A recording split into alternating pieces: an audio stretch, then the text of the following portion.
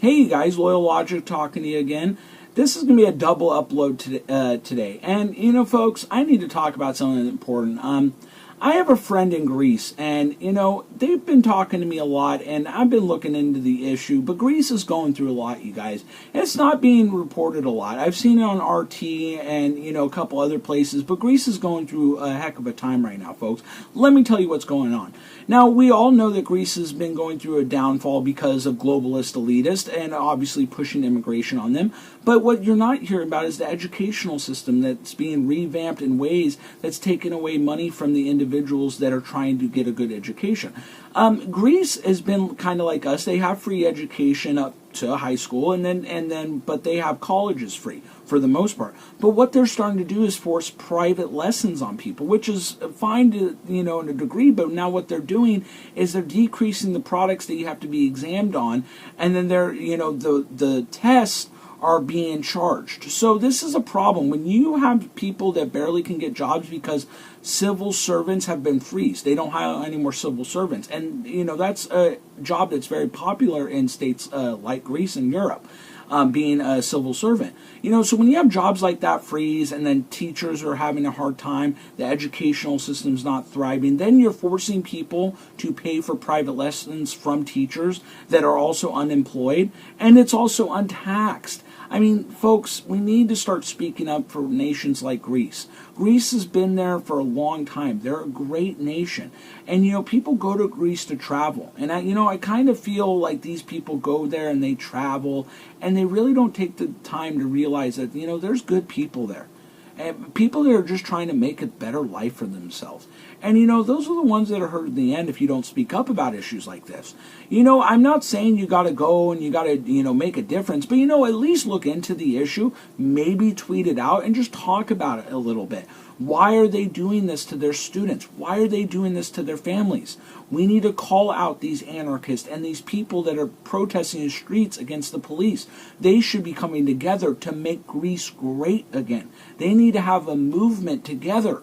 You know, stop paying attention to these globalist elitists trying to divide your nation.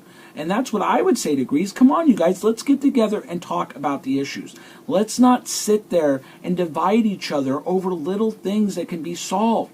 You know, folks, I hate to say this, but people act like policy and public policy running a country is very complex. It can be, but policy is something that you can sit down and you can solve. And you can implement policy very easily. You just have to have the right people implementing it, especially in an education system like in a place like Greece. Greece is very small, folks. It's not a very big country. It would be different if we were talking about the size of the United States. Well, then, of course, policy is a lot harder. But in a place like Greece, it's very small, so it should be easy to implement policy.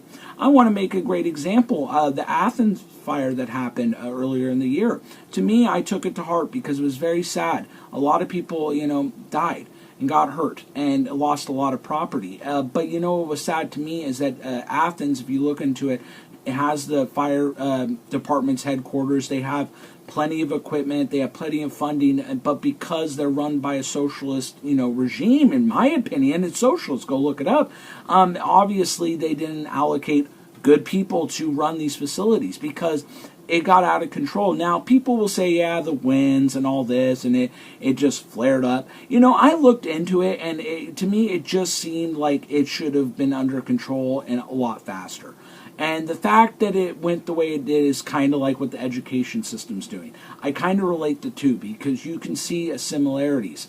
You know, something that could be taken care of very easily blows up in flames. Same thing with the fire. It could have been taken care of very fast, very easily. It started off, you know, in residential. People didn't want to leave their house. They didn't have the system set up. I mean, when you don't have systems set up for texting or alerts or anything like that, that's weird to me. We live in the 21st century. It doesn't cost much money to set up a text alert system when a majority of the population of a place like Greece has cell phones, folks.